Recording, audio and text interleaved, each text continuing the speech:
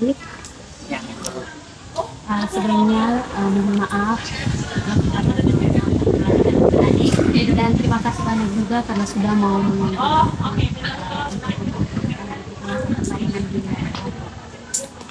Oke, sebelum kita mulai kegiatan kita pada siang hari ini, alangkah baiknya kita mengawali dengan doa. Jadi kakak bisa minta salah satu dari kalian untuk memimpin kita dalam doa. Oke, kakak Edo. Liburkan teman-teman, mari kita punya hati untuk berdoa. Doa mulai. Tuhan silakan memulai kegiatan kami dengan suara hidup kami dari awal hingga akhir. Nama kami puji dan sekali yang masa. Oke, terima kasih untuk Kak Edo. Sebelumnya kakak rasa yang lain itu sudah kenal karena sebelumnya kami sudah melakukan penyebaran DCM di kelas adik-adik kan, tapi hanya kenal muka. Aku sudah lupa. Hanya namanya yang belum tahu. Jadi sebelumnya kakak perkenalkan dulu nama lengkap kakak Elviana Deyantilawi. Biasa disapa kakak Elvin. Kakak berasal dari Indonesia Flores. Dari sini kakak tinggal di Biba. Jadi kakak mengambil program studi di Konseling, khususnya di kampus Universitas Nusa Tenggara Timur. Jadi sekarang kakak berikan kesempatan untuk adik-adik memperkenalkan nama mulai dari mana? Karena ada yang kakak berikan. Oke, dari Perkenalkan, nama saya Maria Edward Sekolah Wadian, biasa dipanggil Edo. Asal saya Adinara ini. lalu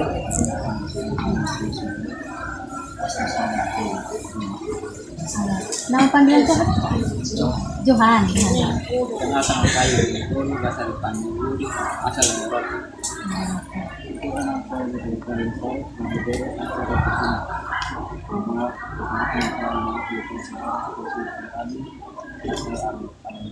Oh, ada jawaban sempat Iya.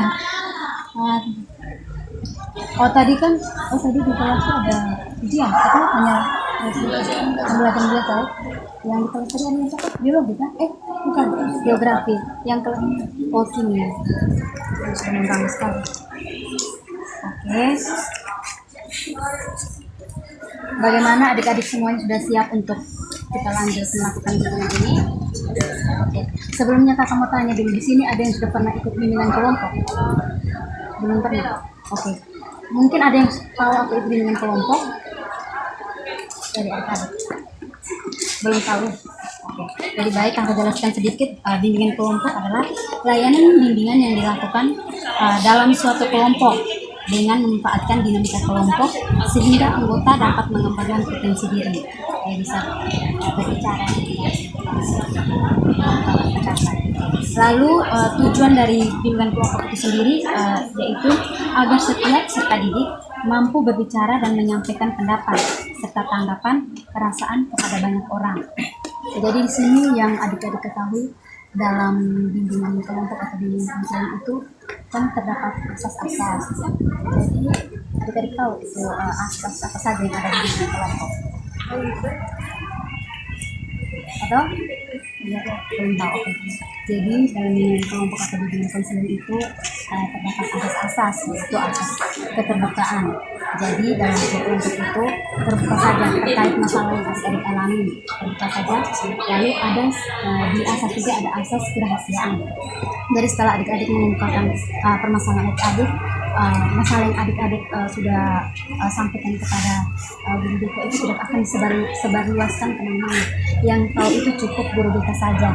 Lalu di sini juga ada asas kesukarela. Jadi adik-adik mereka datang kayak ada masalah pribadi gitu, adik-adik datang ke ruangan BK itu secara sukarela, bukan ada paksaan dari orang lain.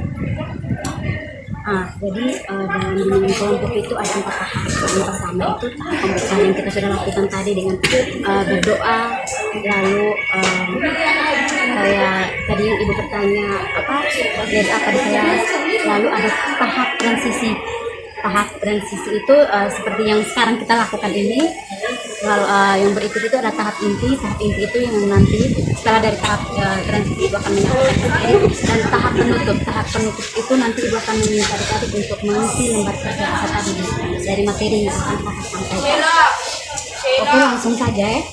Jadi Di sini kakak sebelum melakukan layanan ini kan kakak juga pernah melakukan penyebaran BCM di kelas 2 kelas itu hari. Jadi kakak sudah melakukan perhitungan dan dilihat dari beberapa item yang adik-adik lebih dominan view di item itu. Jadi kakak datang kembali ke sini hari ini untuk melakukan layanan terkait adik-adik ini. Jadi di sini kakak mengambil materi itu meningkatkan kepercayaan diri. Jadi dilihat dari item itu lihat bahwa adik-adik itu kurang percaya diri. Minta kelihatannya kakak ambil materi itu meningkatkan percaya diri. Oke, mungkin di sini ada yang tidak percaya diri. Hanya dia bisa hanya tidak percaya diri untuk menyampaikan sesuatu. Misalnya dalam proses pembelajaran kayak guru bertanya apakah semuanya sudah mengerti, bilangnya semua sudah, padahal belum toh, karena takut mau menyampaikan belum mengerti, ibu mengerti belum mengerti di sini karena takut. Mungkin ada karena kalau ada itu jadi oke. Jadi dijelaskan sedikit terkait percaya diri. Jadi percaya diri merupakan salah satu aspek kepribadian yang sangat penting dalam kehidupan manusia. Orang yang percaya diri yakin atas kemampuan mereka sendiri serta memiliki pengharapan yang realistis. Bahkan ketika harapan mereka tidak terwujud, mereka tetap berpikir positif dan dapat menerimanya. Itu tipe-tipe orang yang percaya diri. Saya rasa kita semua itu percaya diri, hanya tidak berani saja untuk menyampaikan pendapat kita. Jadi di sini terdapat beberapa faktor yang mempengaruhi kepercayaan diri seseorang. Mungkin ada adik-adik tahu faktor-faktor apa saja? Yang pertama itu bisa faktor dari orang tua. Kenapa kakak bilang faktor orang tua juga dapat mempengaruhi kepercayaan diri seseorang? Yaitu karena informasi yang diberikan orang tua kepada anaknya lebih dipercaya daripada informasi yang diberikan orang lain dan berlangsung hingga dewasa. Anak-anak yang tidak memiliki orang tua disia-siakan oleh orang tua akan memperoleh kesukarelaan dalam mendapatkan informasi tentang dirinya, sehingga hal ini menjadi penyebab utama anak berkonsep diri negatif. Tak jarang anak-anak yang mengalami hal seperti berbohong dan lainnya akan sering berujung masalah. Lalu faktor yang kedua itu ada teman sebaya. Teman-teman juga itu menjadi salah faktor percaya diri. Karena bagaimana ketika dalam pembelajaran kita mau kita sudah menyampaikan pendapat kita, lalu kita masih memotong itu tuh salah. Nah itu kayaknya kita langsung turun, biar pasti ke depan itu kita sudah tidak mau lagi untuk berpendapat. Hal yang berikut lingkungan juga. Jadi di mana kita tinggal, masyarakat biasanya sangat kritis menilai pribadi seorang anak, siapa bapaknya, ras dan tingkat ekonomi keluarga dan lain-lain. Sehingga hal ini sangat berpengaruh terhadap konsep diri yang dimiliki oleh seorang individu. Jadi tak mau tanya dulu, ciri-ciri orang yang percaya diri itu bagaimana? Semacam apa? Ada yang tahu? Gimana? Coba. Harus percaya diri. Ini Kak lihat mau jawab tapi ragu-ragu. Ya tahu? Itu ya termasuk betul. Ini ciri-cirinya ya. Lalu orang yang ciri-ciri percaya diri itu berpikir positif dan menganggap semua permasalahan pasti ada jalan keluarnya. Jadi di sini kakak juga ada memasukkan cara meningkatkan rasa percaya diri. Jadi itu yang pertama itu sering latihan berbicara di muka umum atau public speaking. Kayak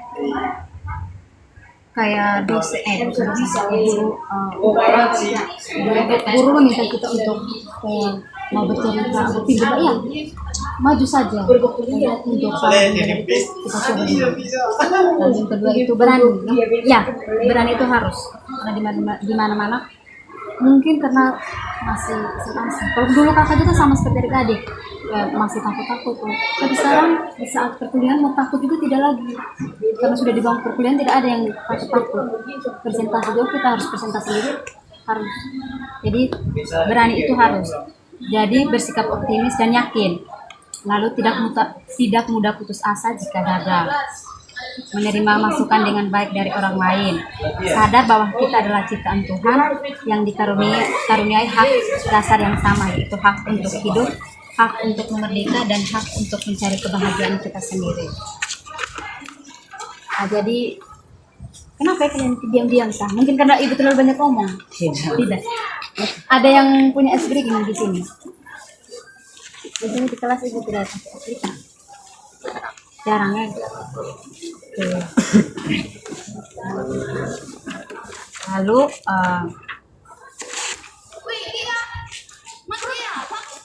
di sini ibu mau bertanya dulu.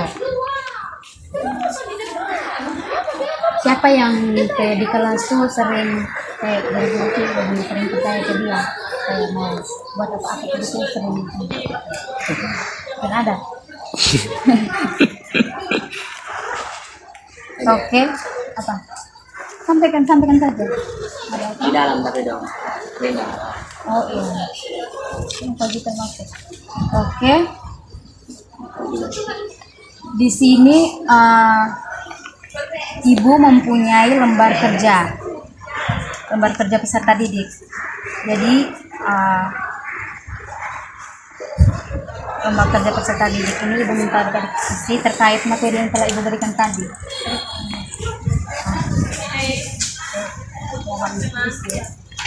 Isi yang ada ketahui saja.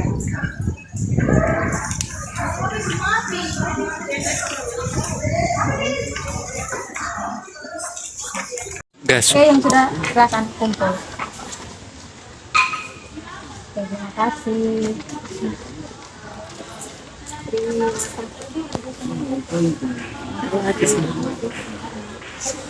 Mohon maaf, ada satu lagi itu lembar evaluasi hasil.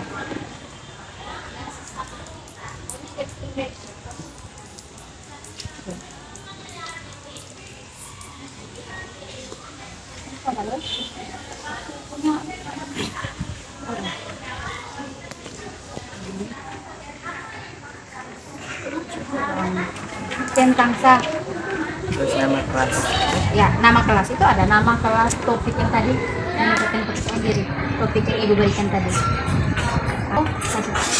Tanda centang, saya dapat menyimpulkan mengenai manfaat dari kegunaan dari materi yang disampaikan. Kalau memang sangat setuju, tentang sangat setuju tentang setuju, cukup setuju tentang di situ, kurang setuju dan sangat tidak setuju.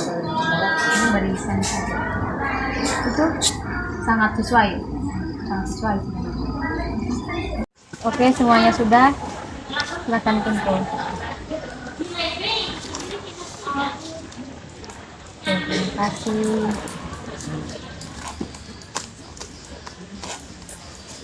Oke, terima kasih banyak adik-adik karena sudah mau membantu kakak untuk melakukan layanan dengan kelompok ini. Minta maaf sekali lagi karena sudah mengganggu pembelajaran adik-adik. Oke, sekian dan terima kasih. Tapi sebelum kita akhiri kegiatan kita kan tadi diawali dengan doa, diakhir juga dengan doa. Untuk satu orang itu Johan Gregor. Oke, silakan.